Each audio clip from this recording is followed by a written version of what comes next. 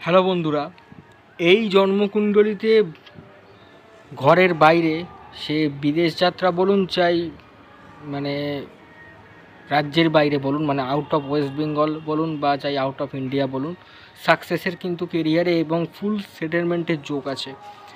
দেখুন, সবার আগে এখানে চতুর্থপতি পঞ্চমপতি রবি এবং বুধের বুধাদিত্য যোগ একত্রে হয়েছে লগ্নের 12 নম্বর ঘরে, যেখানে চতুর্থপতি তুঙ্গ হয়েছে এবং মঙ্গল তাকে দৃষ্টি দিচ্ছে, যে কিনা দ্বাদশপতি। অর্থাৎ এই হরস্কোপে 4th, 6th এবং 5th এবং 12th এই 4টে ভাবের স্ট্রং কানেকশান আছে এবং 10th লর্ড শনিও স্বয়ং সেখানে বসে 6th লর্ড শুক্র, যে কিনা অ্যাসেন্ডেন্ট লর্ড, তার উপরে তৃতীয় দৃষ্টি ফেলছে। অর্থাৎ এই জন্মছকে বিদেশে গিয়ে সেটেলমেন্ট না হলে ঘরে থেকে কোনো প্রফেশনই সাকসেসফুল হওয়া যাবে না।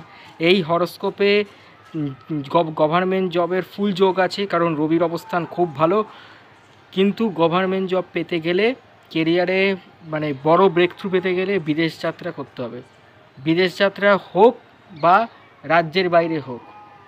এই ভদ্রলোক যার হরস্কোপ, তিনি কলকাতায় থাকেন, কলকাতার বাইরে আউট অফ ক্যালকাটা, বোম্বাই, চেন্নাই, হায়দ্রাবাদ, সেখানে গেলে তবেই সে সাকসেসফুল কেরিয়ার অর্জন করতে পারবে। এখানে কিন্তু রবির অবস্থান খুব ভালো। রবি এখানে 12 নম্বর ঘরে, 12 নম্বর ঘর রবির জন্য খারাপ ঘর, মারক স্থান বলা হয়। কিন্তু এখানে রবি যেহেতু তুঙ্গে এবং 12 নম্বর অধিপতি যেহেতু রবিকে দেখছে, ফলে এখানে মারণের কোনো যোগই নেই, উল্টে মারণভঙ্গ যোগ হয়েছে।